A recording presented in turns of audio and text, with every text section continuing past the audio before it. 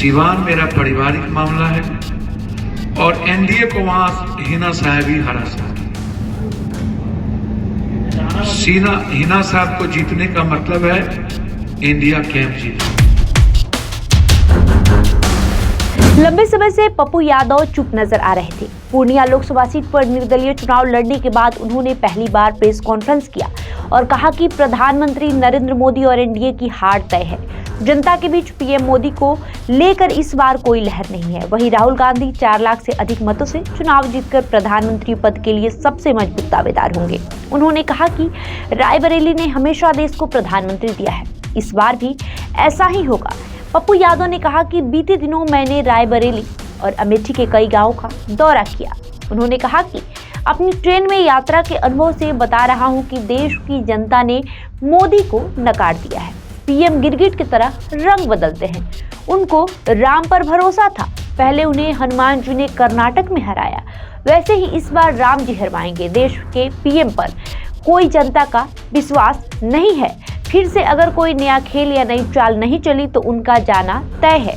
पप्पू यादव ने बिना नाम लिए स्मृति ईरानी को अहंकार की रानी बताया। उन्होंने कहा कि उनकी लड़ाई आम जनता से है, जिसमें स्मृति ईरानी की हार तय है।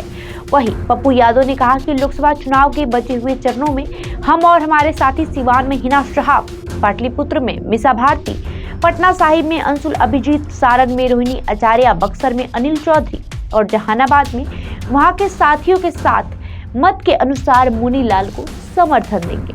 इसके अलावा हम और हमारे साथी कांग्रेस माले, सीपीआई और सीपीएम के उम्मीदवारों का समर्थन करेंगे जो इंडिया ब्लॉक को मजबूत करे।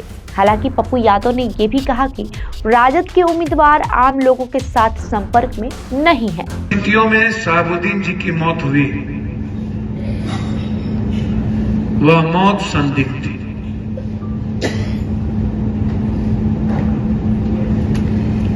और आज तक न्याय नहीं मिला। अपनों ने भी न्याय की बात नहीं उठाई और ये बात हम लगातार कह रहे हैं कि उन्हें न्याय मिलनी चाहिए।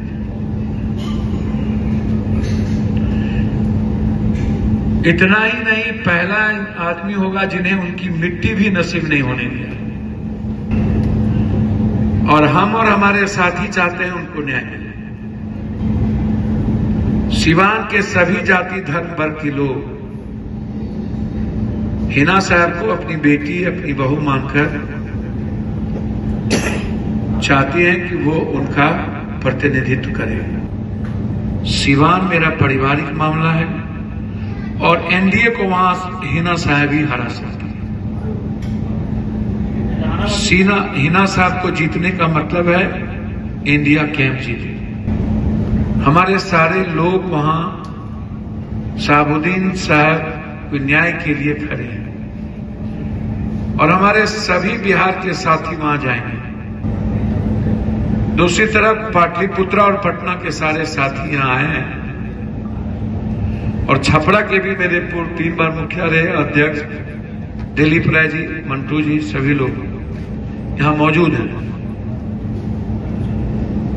मैं हमेशा कहता रहा हूं कि लालू प्रसाद यादव जी के सम्मान और उनकी भावना आहत ना हो और मेरे दिल की गहराई से मेरी इच्छा है मीसा जी और रोहिणी जी जो सामाजिक, राजनीतिक और संघर्ष में हमेशा खड़े रहे हैं, वो निश्चित रूप से चुनाव जीते। हमारे पाटलिपुत्रा के अध्यक्ष, हमारे साथी जेपी जी, पटना पश्चिम पूरब के दोनों अध्यक्ष, जहां एक तरफ कांग्रेस कैंडिडेट खड़े हैं, कल हम लोग पूरे साथियों के साथ हम लोग मूव करेंगे।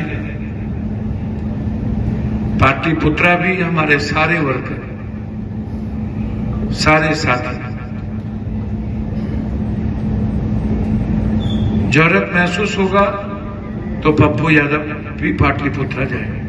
वहीं पप्पू यादव ने शहाबुद्दीन की पत्नी हिना साहब का समर्थन करने को कहा।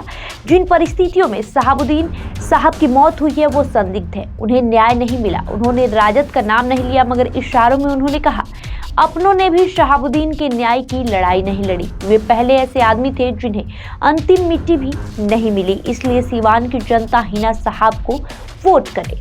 पप्पू यादव ने कहा कि शहाबुद्दीन के परिवार को जहां मेरी जरूरत होगी वहां आएंगे।